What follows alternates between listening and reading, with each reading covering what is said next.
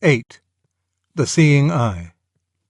First published in the American Periodical Show, Volume 3, February 1963, the editor entitled it Onward Christian Spaceman, a title which Lewis so disliked that it was renamed for publication in Christian Reflections, 1998. The Russians, I am told, report that they have not found God in outer space. On the other hand, a good many people in many different times and countries claim to have found God or been found by God here on earth. The conclusion some want us to draw from these data is that God does not exist.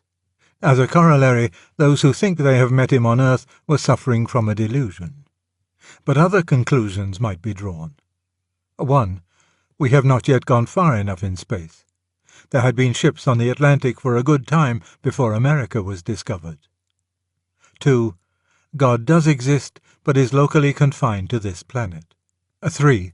The Russians did find God in space without knowing it, because they lacked the requisite apparatus for detecting him. 4.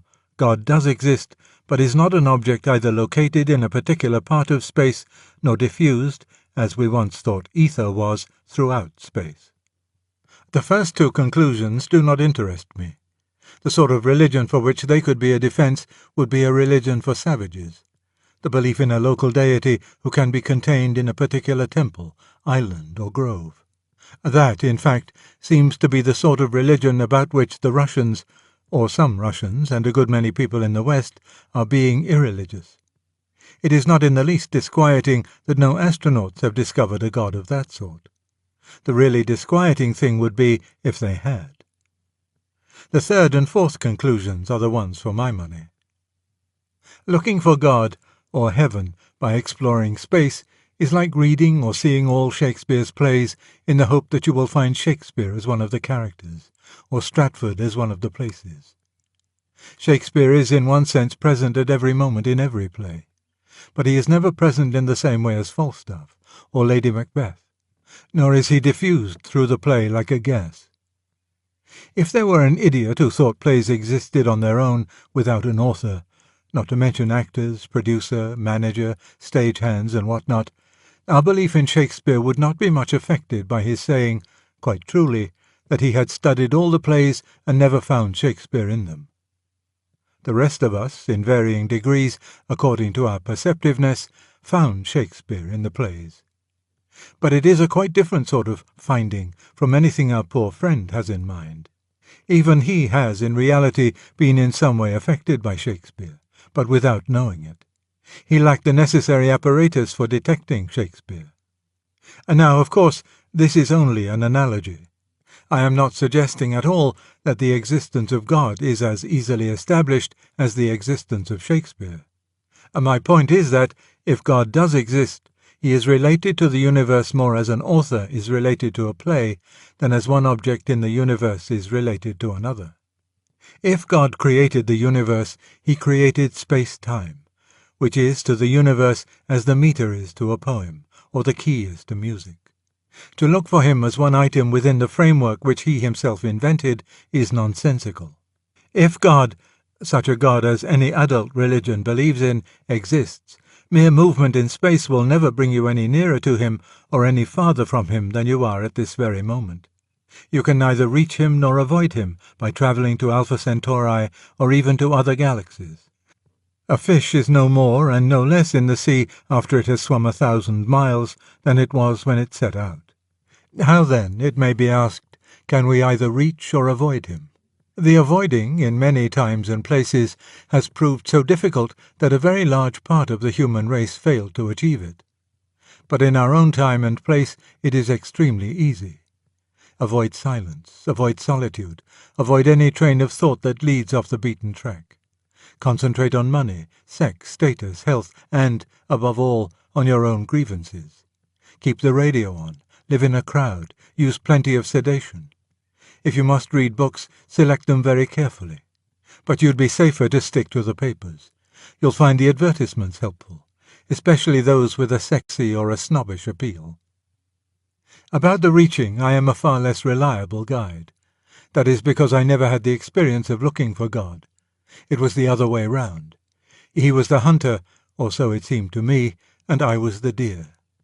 He stalked me like a redskin, took unerring aim, and fired.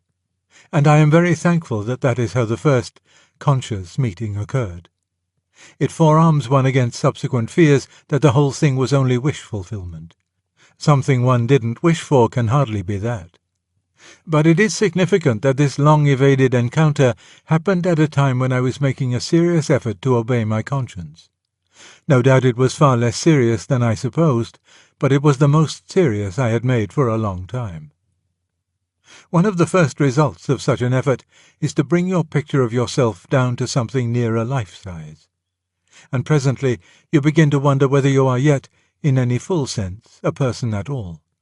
Whether you are entitled to call yourself I. It is a sacred name.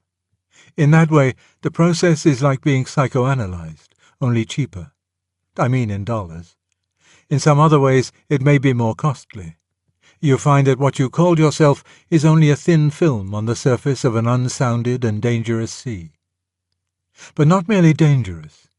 Radiant things, delights and inspirations come to the surface, as well as snarling resentments and nagging lusts. One's ordinary self is, then, a mere facade. There's a huge area out of sight behind it. And then, if one listens to the physicists, one discovers that the same is true of all things around us. These tables and chairs, this magazine, the trees, clouds and mountains are facades. Poke, scientifically, into them, and you find the unimaginable structure of the atom. That is, in the long run, you find mathematical formulas. There are you, whatever you means, sitting reading. Out there, whatever there means, is a white page with black marks on it. And both are facades. Behind both lies, well, whatever it is. The psychologists and the theologians, though they use different symbols, equally use symbols when they try to probe the depth behind the facade called you. That is, they can't really say, it is this, but they can say, it is in some way like this. And the physicists, trying to probe behind the other facade, can give you only mathematics. And the mathematics may be true about the reality, but it can hardly be the reality itself, any more than contour lines are real mountains. I am not in the least blaming either set of experts for this state of affairs. They make progress. They are always discovering things. If governments make a bad use of the physicists' discoveries, or if novelists and biographers make a bad use of the psychologists' discoveries, the experts are not to blame. The point, however, is that every fresh discovery, far from dissipating, deepens the mystery. Presently, if you are a person of a certain sort, if you are one who has to believe that all things which exist must have unity, it will seem to you irresistibly probable that what lies ultimately behind the one facade also lies ultimately behind the other. And then, again, if you are that sort of person, you may come to be convinced that your contact with that mystery in the area you call yourself is a good deal closer than your contact through what you call matter. For in the one case I, the ordinary, conscious I, am continuous with the unknown depth. And after that, you may come, some do, to believe that that voice, like all the rest I must speak symbolically, that voice which speaks in your conscience and in some of your intensest joys, which is sometimes so obstinately silent, sometimes so easily silenced, and then at other times so loud and emphatic, is in fact the closest contact you have with the mystery, and therefore finally to be trusted, obeyed, feared, and desired more than all other things. But still, if you are a different sort of person, you will not come to this conclusion. I hope everyone sees how this is related to the astronautical question from which we started. The process I have been sketching may equally well occur, or fail to occur, wherever you happen to be. I don't mean that all religious and all irreligious people have either taken this step or refused to take it. Once religion and its opposite are in the world, and they have both been in it for a very long time, the majority in both camps will be simply conformists. Their belief or disbelief will result from their upbringing and from the prevailing tone of the circles they live in. They will have done no hunting for God and no flying for God on their own. But if no minorities who did these things on their own existed, I presume that the conforming majorities would not exist either. Don't imagine I'm despising these majorities. I am sure the one contains better Christians than I am, the other nobler atheists than I was. Space travel really has nothing to do with the matter. To some, God is discoverable everywhere, to others, nowhere. Those who do not find him on Earth are unlikely to find him in space. Hang it all, we're in space already. Every year we go a huge circular tour in space. But send a saint up in a spaceship, and he'll find God in space as he found God on Earth. Much depends on the seeing eye. And this is especially confirmed by my own religion, which is Christianity. When I said a while ago that it was nonsensical to look for God as one item within his own work, the universe, some readers may have wanted to protest. They wanted to say, but surely, according to Christianity, that is just what did once happen. Surely the central doctrine is that God became man and walked about among other men in Palestine. If that is not appearing as an item in his own work, what is it? The objection is much to the point. To meet it, I must readjust my old analogy of the play. One might imagine a play in which the dramatist introduced himself as a character into his own play and was pelted off the stage as an impudent impostor by the other characters. It might be rather a good play. If I had any talent for the theatre, I'd try my hand at writing it. But since, as far as I know, such a play doesn't exist, we had better change to a narrative work, a story into which the author puts himself as one of the characters. We have a real instance of this in Dante's Divine Comedy. Dante is, 1, the muse outside the poem who is inventing the whole thing, and 2, a character inside the poem whom the other characters meet and with whom they hold conversations. Where the analogy breaks down is that everything the poem contains is merely imaginary, in that the characters have no free will. They, the characters, can say to Dante only what Dante, the poet, has decided to put into their mouths. I do not think we humans are related to God in that way. I think God can make things which not only, like a poet's or novelist's characters, seem to have a partially independent life, but really have it.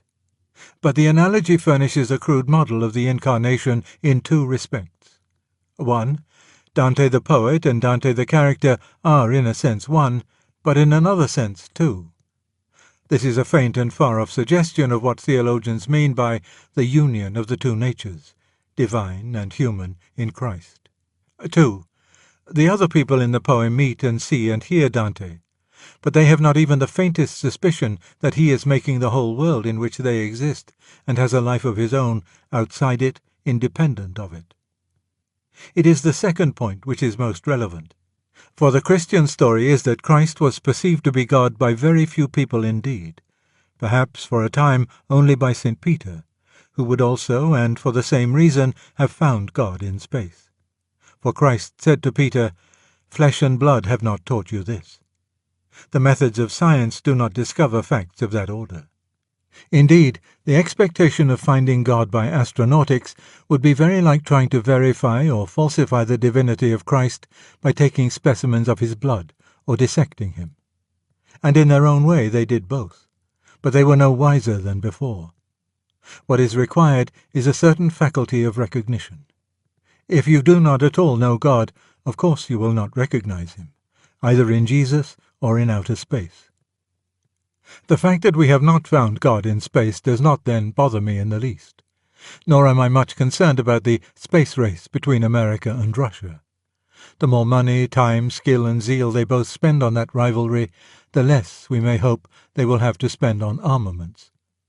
Great powers might be more usefully, but are seldom less dangerously, employed than in fabricating costly objects and flinging them, as you might say, overboard.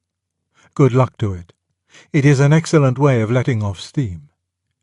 But there are 3 ways in which space travel will bother me if it reaches the stage for which most people are hoping.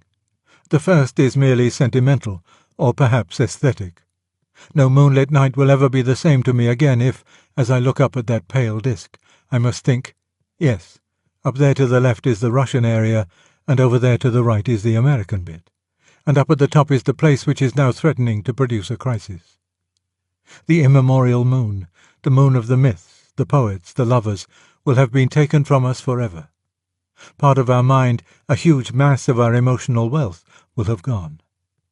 Artemis, Diana, the silver planet belonged in that fashion to all humanity.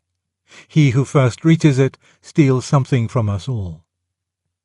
Secondly, a more practical issue will arise when, if ever, we discover rational creatures on other planets. I think myself this is a very remote contingency. The balance of probability is against life on any other planet of the solar system. We shall hardly find it nearer than the stars. And even if we reach the moon, we shall be no nearer to stellar travel than the first man who paddled across a river was to crossing the Pacific. This thought is welcome to me because, to be frank, I have no pleasure in looking forward to a meeting between humanity and any alien rational species. I observe how the white man has hitherto treated the black, and how, even among civilized men, the stronger have treated the weaker. If we encounter in the depth of space a race, however innocent and amiable, which is technologically weaker than ourselves, I do not doubt that the same revolting story will be repeated. We shall enslave, deceive, exploit, or exterminate. At the very least we shall corrupt it with our vices and infect it with our diseases. We are not yet fit to visit other worlds. We have filled our own with massacre, torture, syphilis, famine, dust bowls, and with all that is hideous to ear or eye. Must we go on to infect new realms? Of course, we might find a species stronger than ourselves. In that case we shall have met, if not God, at least God's judgment in space. But once more the detecting apparatus will be inadequate. We shall think it just our bad luck if righteous creatures rightly destroy those who come to reduce them to misery. It was in part these reflections that first moved me to make my own small contributions to science fiction. In those days, writers in that genre almost automatically represented the inhabitants of other worlds as monsters and the terrestrial invaders as good. Since then, the opposite setup has become fairly common. If I could believe that I had in any degree contributed to this change, I should be a proud man. The same problem, by the way, is beginning to threaten us as regards the dolphins. I don't think it has yet been proved that they are rational, but if they are, we have no more right to enslave them than to enslave our fellow men. And some of us will continue to say this, but we shall be mocked. The third thing is this. Some people are troubled, and others are delighted at the idea of finding not one, but perhaps innumerable rational species scattered about the universe. In both cases, the emotion arises from a belief that such discoveries would be fatal to Christian theology. For it will be said that theology connects the incarnation of God with the fall and redemption of man. And this would seem to attribute to our species and to our little planet a central position in cosmic history which is not credible, if rationally inhabited planets are to be had by the million. Older readers will, with me, notice the vast change in astronomical speculation which this view involves. When we were boys, all astronomers, so far as I know, impressed upon us the antecedent improbabilities of life in any part of the universe whatever. It was not thought unlikely that this earth was the solitary exception to a universal reign of the inorganic. Now Professor Hoyle, and many with him, say that in so vast a universe, life must have occurred in times and places without number. The interesting thing is that I have heard both these estimates used as arguments against Christianity. And now it seems to me that we must find out more than we can at present know, which is nothing, about hypothetical rational species before we can say what theological corollaries or difficulties their discovery would raise. We might, for example, find a race which was, like us, rational, but unlike us, innocent. No wars nor any other wickedness among them. All peace and good fellowship. I don't think any Christian would be puzzled to find out they knew no story of an incarnation or redemption, and might even find our story hard to understand or accept if we told it to them. There would have been no redemption in such a world because it would not have needed redeeming. They that are whole need not the physician. The sheep that has never strayed need not be sought for. We should have much to learn from such people and nothing to teach them. If we were wise, we should fall at their feet. but probably we should be unable to take it. We'd find some reason for exterminating them. Again, we might find a race which, like ours, contained both good and bad. And we might find that for them, as for us, something had been done. That at some point in their history some great interference for the better, believed by some of them to be supernatural, had been recorded, and that its effects, though often impeded and perverted, were still alive among them. It need not, as far as I can see, have conformed to the pattern of incarnation, passion, death, and resurrection. God may have other ways. How should I be able to imagine them of redeeming a lost world? And redemption in that alien mode might not be easily recognizable by our missionaries, let alone by our atheists.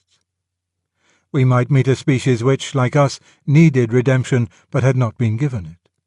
But would this fundamentally be more of a difficulty than any Christian's first meeting with a new tribe of savages? It would be our duty to preach the gospel to them. For if they are rational, capable both of sin and repentance, they are our brethren, whatever they look like. Would this spreading of the gospel from earth through man imply a preeminence for earth and man? Not in any real sense. If a thing is to begin at all, it must begin at some particular time and place. And any time and place raises the question, why just then and just there? One can conceive an extraterrestrial development of Christianity so brilliant that Earth's place in the story might sink to that of a prologue. Finally, we might find a race which was strictly diabolical, no tiniest spark felt in them from which any goodness could ever be coaxed into the feeblest glow. All of them incurably perverted through and through. What then? We Christians had always been told that there were creatures like that in existence.